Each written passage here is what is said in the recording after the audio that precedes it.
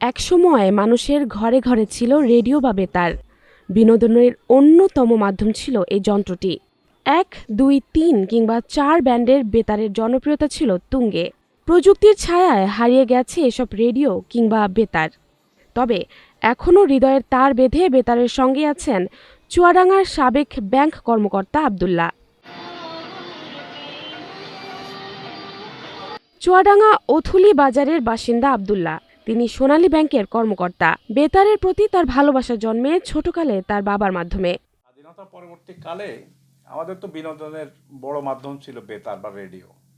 তো ওই সময় আমরা স্কুলের ছাত্র হলেও আমরা এই আকাশবাণী, রেডিও বাংলাদেশ বা বাংলাদেশ বেতার, রেডিও পাকিস্তান সহ শুধু গান শোনার, অনুরোধের গান শোনার জন্য বিভিন্ন আসরে আমরা চিঠি লিখতাম। ওই চিঠির অনুপ্রেরণায় পরবর্তীতে আন্তর্জাতিক বেতার প্রতিষ্ঠানে আমাদের চিঠি লেখা শুরু আর কি। বিভিন্ন প্রকারের বেতার সংগ্রহ রয়েছে তার। এখনও তিনি নিয়মিত বেতার শোনেন।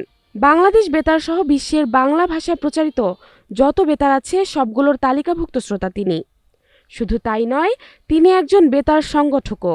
বিশ্বজুড়ে বিভিন্ন বেতারের শ্রোতা সংঘের নেতৃত্ব দেন আব্দুল্লাহ, আর এজন্য মিলেছে স্বীকৃতিও। রেডিও তো কালেকশন করলে অনেক করা যায়, কিন্তু বিষয়টা হলো এটা মেনটেন করা খুব সমস্যা। তার কারণ এটা ইলেকট্রনিক জিনিস, এটা নষ্ট হয়ে যায়।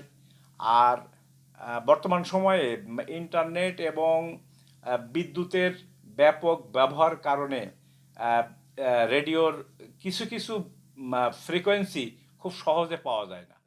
বেতার নিয়ে গবেষণা করেন আব্দুল্লাহ। বেতার নিয়ে আগামী দিনে তার পরিকল্পনার কথা জানালেন এই বেতার বন্ধু। বিশেষ করে আন্তর্জাতিক যে মাধ্যমগুলো ছিল, Deutsche Welle, voice of Germany, BBC, radio Veritas Asia, আর রেডিও নেদারল্যান্ড সহ radio Netherland, radio France International, এরা এই ক্লাবগুলোকে বা শ্রোতা সংঘগুলোকে মানে স্বীকৃতি দিত, রেজিস্ট্রেশন দিত এবং তাদের বিভিন্ন কার্যক্রমের সাথে তারা অংশ নিত। এই বাংলাদেশ বা বিভিন্ন দেশে একটা সময় শ্রোতা সংঘের বা শ্রোতা ক্লাবের, ফ্যান ক্লাবের একটা ব্যাপক প্রচলন ছিল। বেতারের পাশাপাশি বই পড়া, পত্রিকা পড়া ও এসব সংগ্রহে রাখার নেশা রয়েছে তার। বিভিন্ন পত্রিকার উদ্বোধনী সংখ্যা, ঈদ সংখ্যা সব সংগ্রহে রাখেন আব্দুল্লাহ।